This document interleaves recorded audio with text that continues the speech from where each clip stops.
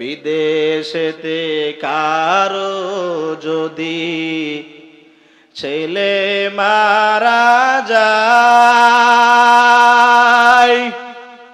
পশু পাখি জানার আগে, পশু পাখি জানার আগে, আগে জানে মায়র মাঝি বায়া যাও রে, ও মাঝি বাইয়া যাও রে, অকুল দরিয়ার মাঝে আমার বাগানাও রে মাঝি বায়া যাও রে। আসমা রাদিয়াল্লাহু তাআলা আনহা নবীকে জিজ্ঞাসা করে, ইয়া রাসূলুল্লাহ সাল্লাল্লাহু আলাইহি সাল্লাম, আমার মা তো মুশরিকা, আমি কি আমার মায়ের খেদমত করব? রাসূল বলেন, সল্লি উম্মাক, সল্লি উম্মাক, অবশ্যই তুমি তোমার মা বাবার আপ্যায়ন করবা, আদর করবা, খেদমত করবা। যদিও তোমার মা খ্রিস্টান, যদিও তোমার মা বৌদ্ধ, যদিও তোমার মা অমুসলিম, কিন্তু সে তো তোমার মা, সে তো তোমাকে 10 মাস 10 দিন গর্ভধারণ করেছে, সে তো তোমার মা।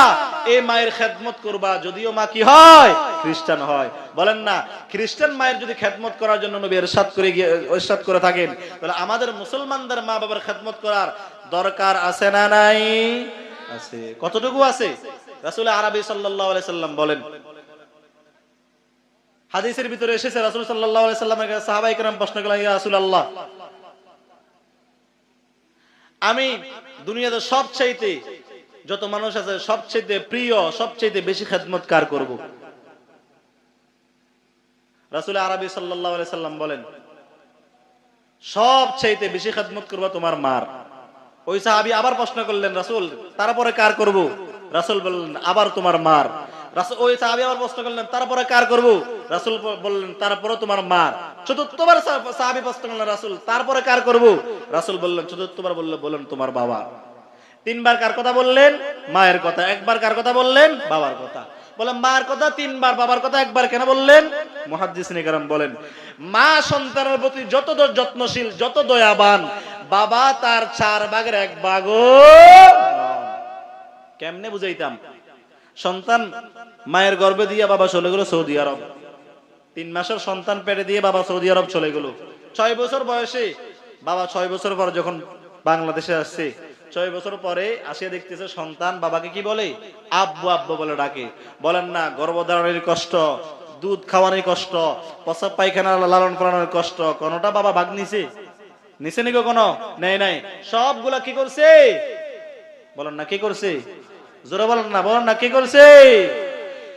সন্তানের সকল কষ্ট মা ভোগ করেছে। এই জন্য রাসূল বলেন, আগে তোমার মায়ের খেদমত করো, তারপর মায়ের খেদমত করো, তারপর মায়ের খেদমত করো, তারপর বাবার খেদমত করো। কারণ সন্তান যখন অসুস্থ হয়ে যায়, পেরেশান হয়ে যায় মা। সন্তান যখন পেটের সমস্যা হয়, পেরেশান হয়ে যায় মা। সন্তান যখন বিদেশে বিপদে পড়ে যায়, সন্তান পেরেশান হয়ে যায় মা। সন্তান যখন কোন জায়গায় জামিলার মধ্যে পড়ে যায়, বলেন না সবার আগে বিপদে পড়ে কে? বিদেশেতে কারো যদি ছেলে মারা যায়,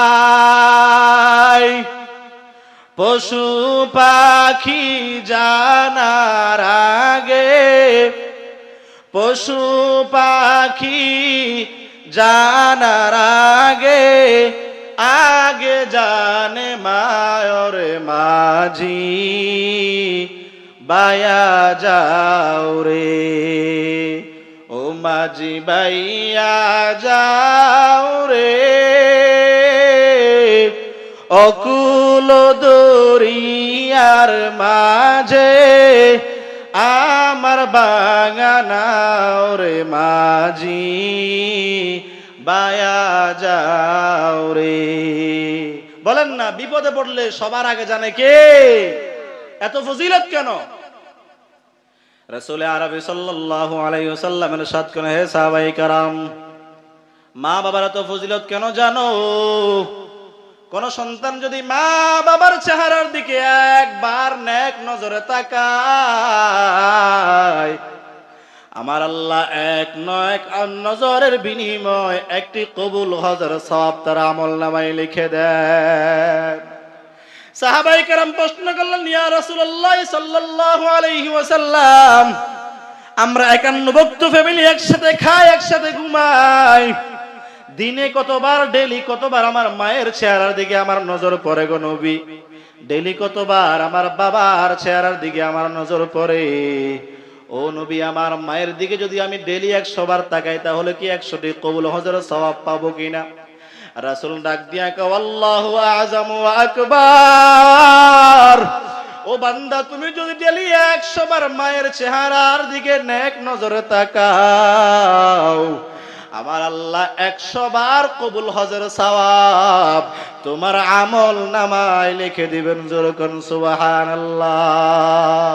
খিদমতে মা দর পে দর কুন ইখতিয়ার, তাকে বাসি দর্দ আলম বখতিয়ার। খিদমতে মা দর পে দর কুন সুবহ শাম, তাকে বাসি দর্দ আলম নেকুনাম। বলেন না, এই মা বাবার সম্মান কম না বেশি? আর জোরে বলেন, কম না বেশি? কিন্তু আজকে সমাজের ভিতরে দেখা যায় 3 কথার সাথে বউ পাইয়া মারে থুইয়া শহর চলিতে যায়, আছে না নাই? এরে সন্তান, এই কনকনে ঠান্ডার ভিতরে তোমার মা তোমাকে নিয়ে কত কষ্ট করেছে তুমি সব ভুলে গেলা। সন্তানের জন্য মা কেমন কষ্ট করলো। যখন সন্তানের বয়স 2 মাস, 2.5 মাস, 3 মাস, সন্তান দুধ ছাড়া কিছু খাইতে পারে না।